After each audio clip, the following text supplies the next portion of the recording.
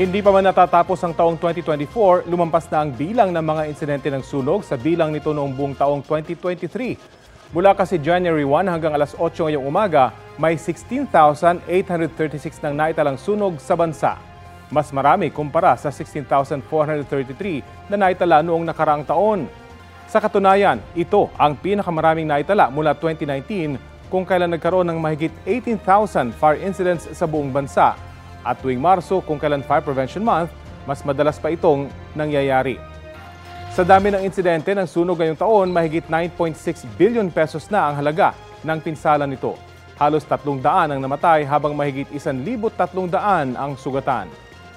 Para po iwas sunog, muling paalala ng Bureau of Fire Protection, iwasan ang pag-overload sa mga outlet o ang maraming nakasaksak sa outlet.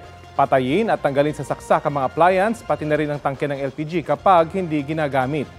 Huwag aalis ng kusina kapag may niluluto.